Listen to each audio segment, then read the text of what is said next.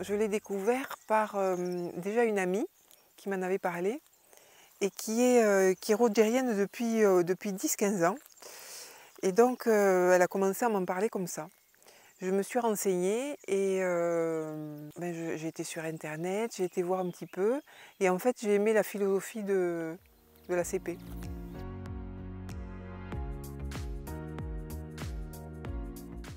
Parce que pour moi, ce qui était important, c'était la relation et le fait que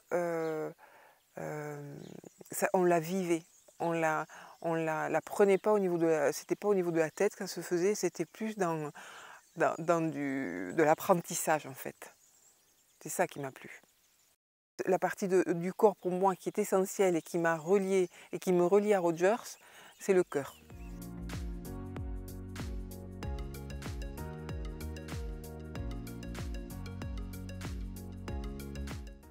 Mon objectif, c'était de... Alors ça a été un objectif au départ très professionnel, puisque j'étais passée par, de par mon parcours, j'étais passée par quelque chose de très directif pour aller vers quelque chose de plus comportemental. Et là, j'avais vraiment envie d'être en lien avec la personne, dans ses profondeurs en fait. Et Rogers, je trouvais, l'ACP me permettait de m'approcher de la personne dans ses... Oui, ouais, de m'approcher de la personne.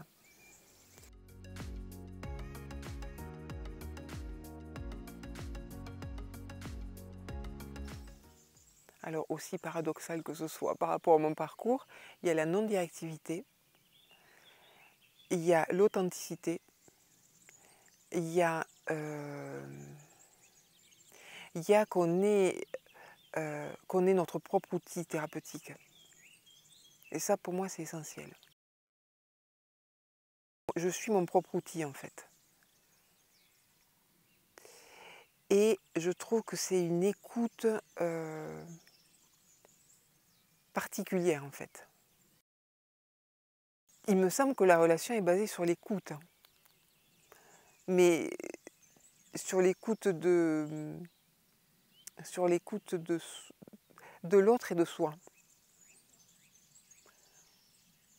Pour moi, cette approche, j'ai l'impression que je peux faire avancer le client à la hauteur de ce que j'avance. Si je ne suis pas ouverte, je ne pourrai pas offrir cette ouverture à l'autre. Pour moi, c'est pas possible. Donc c'est ça que m'a permis la CP. Dans tous les domaines dans lesquels j'ai pu travailler, tous ces espaces de liberté auxquels j'ai pu accéder, je peux maintenant les offrir aux clients.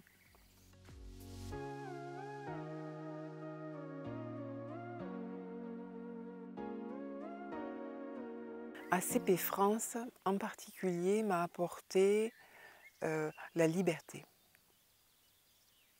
Je me sentais coincée dans des croyances, dans toutes sortes de conditionnements.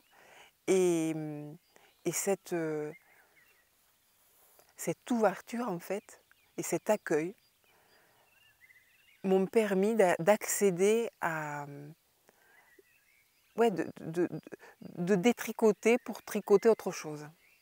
Vraiment, et ce qui a été très important pour moi, c'est ce non-jugement. Voilà. Qui m'a permis, en fait, ça a été un travail qui a été très interactif, en fait. Parce que le fait de ne pas me sentir jugée m'a permis d'être plus libre, d'oser et d'intégrer ce non-jugement par rapport à moi.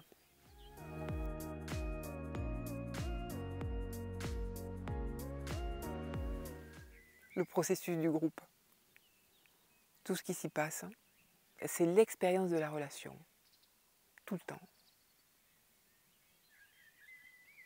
Et l'expérience de la relation en groupe. Dans des choses par rapport à moi qui avait travaillé, qui avait fait pas mal de thérapie individuelle, ce qui a été nouveau, c'est justement de me confronter au groupe. Parce que ça a pu être des confrontations. Ce qui a été important aussi pour moi dans ce groupe, c'est de trouver ma place, hein, aussi. Et j'ai utilisé en fait le groupe pour, euh, pour m'accueillir. Chaque fois, je me disais, quand je suis en difficulté, en fait, c'est des facettes de moi. J'utilisais en fait chaque personne comme facette que j'avais à intégrer ou dans moi, en moi. C'est que je pense que c'est la base du thérapeute, en fait.